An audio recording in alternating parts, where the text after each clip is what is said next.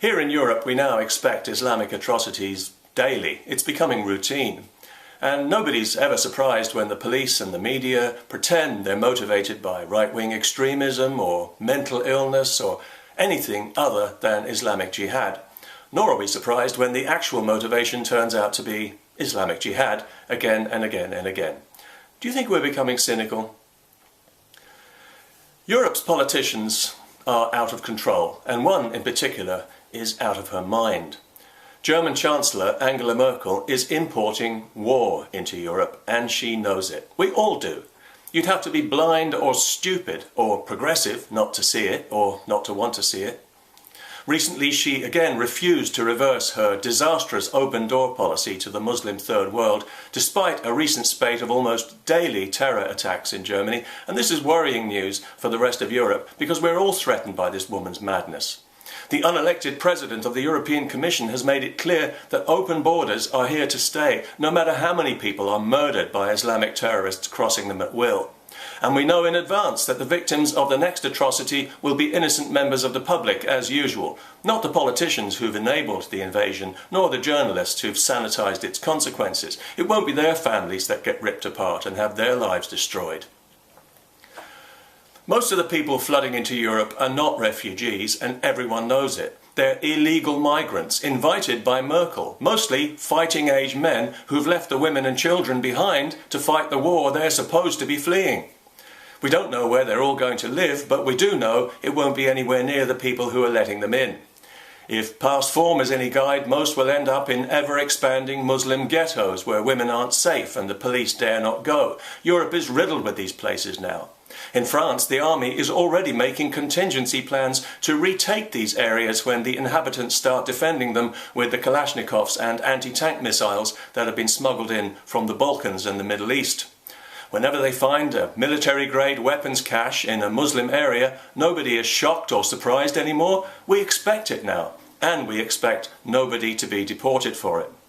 Recently, the French Prime Minister said that we just have to learn to live with terrorism, which means they're simply going to wait for the next massacre, and then the politicians will put on their long faces and repeat their usual platitudes, which are now so threadbare they're beyond embarrassing. They're humiliating, degrading and insulting.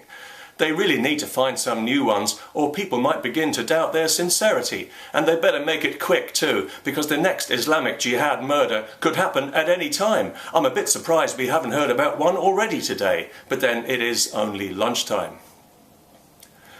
The problem here is that we're not simply importing more people into Europe. We are importing a hostile parallel society that is never going to integrate. We're importing guaranteed social conflict, and given the supremacist nature of this parallel society, ultimately we are importing war. The politicians enabling this invasion must know that the longer it continues, the worse the violence is going to get. But they clearly consider the murder of innocent people a price worth paying to validate their political obsessions. Which brings me to the point of this video. The most common question I get asked by people who are worried about the forced Islamization of the West is, realistically, what can I do? Well, realistically, there are two things we can all do. We can speak out against it, and we can vote against it. Now, speaking out might well be traumatic, as you will get negative feedback. You might even get threats, depending on whom you're talking to.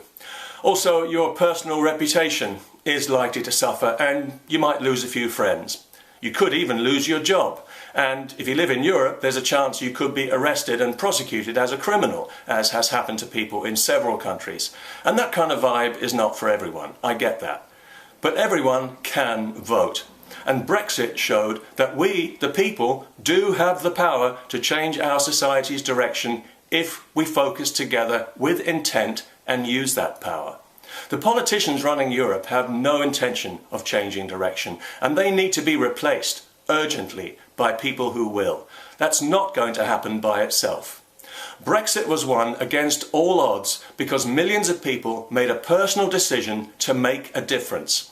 If every individual who opposes the Islamization of the West makes a personal commitment to stop voting for the people who've enabled it and to vote for people who'll put a stop to it, things will change. If not, they won't. It really is that simple. And that's all that any of us has to do. And if enough of us do it, as with Brexit, it will happen. And if you feel that you can afford to speak out as well, without having your life destroyed, that would be great. And the fact that I'm even having to say those words should tell you all you need to know about what's wrong with our society. An arrogant PC political class that thinks it knows best for everyone is the tail that's been wagging the dog for too long.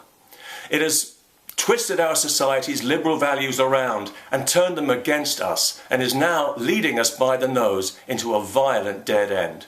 It's time for the sane, common sense majority to take back control before it's too late. And if this generation doesn't do it, it will be too late, and our children and grandchildren will be condemned to a society significantly more dangerous, less civilized and less free than the one we were lucky enough to be born into. That is some legacy. A society riven by permanent war, with knifings, shootings, suicide bombs, car bombs and machine gun massacres taken for granted. And it will be our fault because we can see it coming, even those of us who pretend we can't. We are not helpless here. We have a duty to put a stop to this madness, and we have the power. All we have to do is use it. Peace.